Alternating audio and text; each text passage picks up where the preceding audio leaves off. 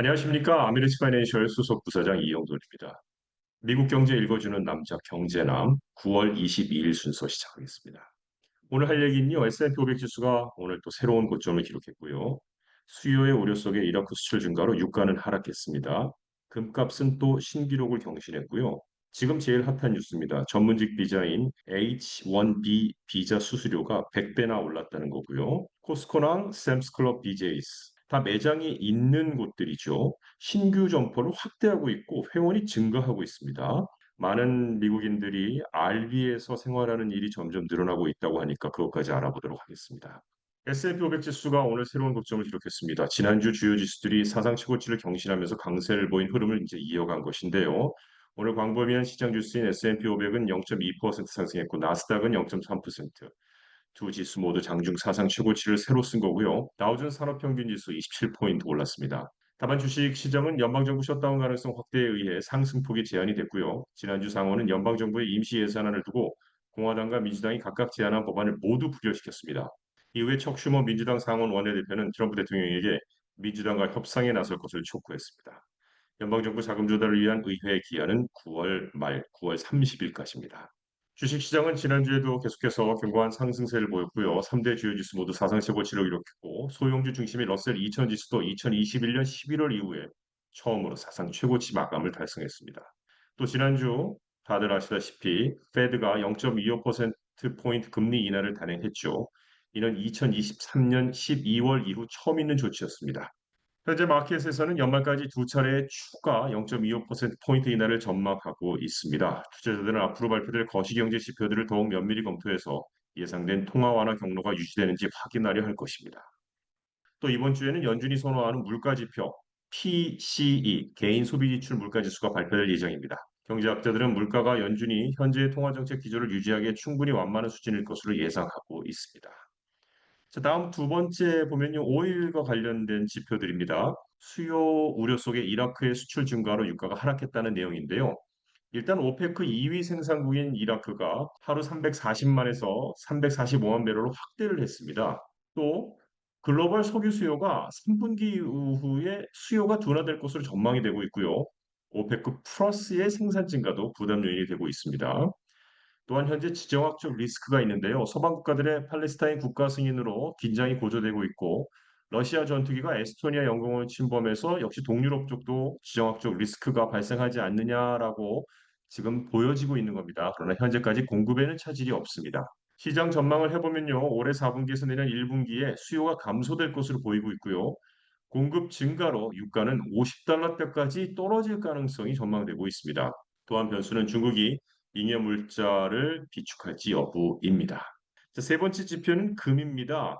금값이 사상 최고 신기록을 경신했는데 주요 요인은 투자자들의 연준 추가 금리 인하 기대감이 확대돼서 그렇습니다. 정리해보면 금값은 연준의 추가 금리 인하 기대와 불확실한 경제, 지정학적 상황에 힘입어 사상 최고치를 경신했고 투자자들은 연준 발언과 PCE 지표의 총각을 곤두세우고 있으며 올해 추가 금리 인하 기대감으로 금값 상승세가 이어질 가능성이 높다는 얘기입니다. 네, 가장 핫한 뉴스입니다. 현재 H-1B 비자 수수료를 1인당 10만 달러로 기존에 1000달러였던 것에 100배를 증액하겠다고 밝혀서 정말 전 세계를 깜짝 놀라게 했습니다. 이번 조치는 이미 이제 어제 시행됐고요. 이게 연간 수수료는 아니고 신청 때만 적용되는 일회성 수수료라고 하는군요. 근데 H-1B 비자가 정확히 뭐냐면요. 과학, 기술, 공학, 수학, STEM 이 스템 분야의 전문 직종에 적용되는 비자입니다. 추첨을 통한 연간 발급 건수가 8만 5천 건으로 제한이 돼 있고 기본 3년 체류가 허용되고 연장도 가능하고 영주권도 신청할 수가 있는데 그런데 이제 이게 중요한 것은 뭐 이렇게 어차피 서명이 됐고 이미 시행이 어제부터 시작이 했으니까 근데 중요한 건 뭐냐면요. 이 갑작스러운 결정은 기업과 주요 경제권 모두에 충격을 주었고 잠재적 영향 분석을 분주하게 만들었는데 근데 유럽, 중동, 아시아 등 글로벌 인재 허브들에게는 새로운 기회가 될 수 있는 분석도 나오는데 이게 결국 미국에 좋지 않다는 얘기죠. 이번 조치는 미국 내 일자리 보호라는 명령으로 시행이 됐고 21일 어제부터 발효가 되었고 앞으로 기업은 새로운 직원이 미국에 입국할 때 H-1B 비자를 얻으려면 10만 달러를 내야 돼요, 1인당. 금융사뿐 아니라 빅테크 기업들도 오랫동안 H-1B 비자에 의존해 왔습니다. 이 미국의 빅테크 기업들이 그렇게 의존해 왔다는 건데 특히 인도와 중국 출신 고급 인력이 다수 포함되어 있죠. 스위스의 시즈그룹의 최고 투자 책임자인 샤를 앙리 몽쇼는 이렇게 얘기했습니다. 6자리 숫자의 비자 수수료는 글로벌 인재 허브들에게는 호재가 될 수 있다. 미국의 혁신에는 타격이 될 수 있다고 말했습니다. 미국이 점점 더 까다로워지면 영국, 유럽, 두바이, 심지어 중국까지도 이런 인재들을 모을 수 있는 기회가 될 수 있다는 거죠. 많은 국가들이 글로벌 인재를 받아들일 수 있는 황금의 기회라고 평가했습니다. 영국의 AI 스타트업 클레오의 CEO 바니 허시오는 이번 H1B 변화는 전례 없는 기회라며 미국 내 고급 인력들로부터 폭발적인 문의가 쏟아지고 있다고 말했습니다. 불과 이틀밖에 되지 않았는데 폭발적인 문의가 쏟아지고 있다라고 얘기하는 겁니다. 그래서 허시 예언은 영국은 이 세계적인 인재들의 기본 목적지가 되도록 모든 수단을 동원해야 한다고 강조했습니다. 쭉 말씀을 드렸는데 요약하면 트럼프의 10만 달러 H1B 수수료 인상은 미국 내 기업과 외국 인재에게 큰 장벽이지만 유럽, 영국 등 경제국에는 전례 없는 기회로 작용하고 있다라는 얘기로 보시면 되겠습니다. 자주 가십니까? 코스코, 샘스클럽, BJ's. 코스코, 샘스클럽, BJ's 모두 신규 매장을 열고 있고요. 미국 내 젊은 소비자들을 중심으로 창고형 할인 매장 가입자가 빠르게 늘고 있습니다. 레이몬드 제임스의 소비자 애널리스트 바비 그리핀은 높은 인플레이션이 창고형 클럽 채널에 대한 관심을 더 키웠다고 말해 전통적으로 클럽 매장은 저렴한 기름값이나 대용량 생활 필수품을 싸게 살 수 있는 것을 알죠 왔는데 그런데 최근에는 디지털 서비스 확충, 주목받는 브랜드, 저렴한 초밥 같은 음식까지 더해져 MZ 세대 고객들의 발길을 끌고 있다는 겁니다. 코스코는 최근 실적 발표에서 혼잡한 매장과 주차장 문제를 어떻게 관리하냐는 질문을 받을 정도로 그 넓은 주차장 관리를 어떻게 하냐라는 질문을 받을 정도로 인기를 끌고 있고요. 이들 세계사 신규 점포 출점에도 속도를 내고 있는데 지난 5년간 코스코 주가는 약 215% 상승했고 BJS 주가는 305% 급등했고 팬데믹 이후 디지털 전환과 젊은 세대 고객 유입이 성장을 이끌고 있습니다.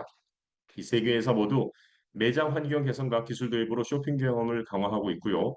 동시에 소셜 미디어에서 화제가 된 코스코 금, 뭐 이런 것처럼 예상치 못한 상품으로 소비자들의 호기심을 자극했고, 코스코의 금괴 판매액은 한 분기에 1억 달러를 넘기기도 했습니다. 또 이 세계에서는 공격적인 확장 계획도 밝혔는데요. 샘스클럽은 매년 15개 매장을 열고 기존 600개 매장도 리모델링을 할 예정이고요. BJ스는 향후 2년간 25개에서 30개 매장을 추가로 열고 텍사스 등 신규 시장에 진출했고 코스코는 매년 30개 매장을 열 계획이고 그 절반은 미국 내 나머지는 해외에 개장합니다. 다만 고용 시장이 좀 불안하고 관세 부담도 여전히 불확실하죠. 이게 도전 과제로 꼽히고 있다고 하는군요. 자, 한편 저렴하고 빠른 식사 제공은 클럽 매장 성장의 새로운 동력이 되고 있는데요. 하다못해 샘스클럽은 매장에서 즉석 초밥을 판매하며 배달 서비스도 제공하고 있습니다. 또한 디지털 혁신도 가속화되는데 샘스클럽의 경우 앱을 통한 스캔 앤 고 기능으로 고객이 계산대 줄을 서지 않고 직접 상품을 결제할 수 있게 되고 현재 거래의 40%가 이 기능을 통해 이루어지고 있다고 하는군요. 젊은 소비자 유입도 두드러지는데 코스코의 신규 회원 중 절반 가까이가 40세 미만이고 샘스클럽의 신규 회원 증가분 절반 이상은 MZ 세대가 차지합니다. 이 같은 추세에 따라 창고형 클럽들은 단순 생활 필수품을 넘어 패션, 보석, 건강관리 제품 등으로 상품군을 확대하고 있습니다. 미국에서 주택가격 상승과 중산층 접근 불가로 인해 저소득층과 일부 은퇴자들이 RV에서 생활하고 있습니다. RV, Recreation Vehicle이죠. 현재 미국에서 48만 6천 명이 풀타임으로 RV 생활을 하고 있고 여기에는 3분의 1이 어린이가 포함되어 있다고 하는데 대부분 연소득이 7만 5천 달러 미만이라고 하고 2019년 대비 정말 큰 폭으로 증가했다고 하는군요. 이에 따라 생활 방식이 변화되는데요. 가족의 경우에는 4베드룸 집에서 퇴거 후 너무나 작은 RV로 이동을 했는데 공간이 제한돼 있죠. 작은 침대, 작은 조리 공간, 제한된 저장 공간, 와이파이 부족. 문제점과 위험은 RV는 장기 생활용이 아니죠. 왜냐하면 자동차는 시간이 지나면서 수리비와 기계가 고장되고 극한 날씨에 약하기 때문에 그렇습니다.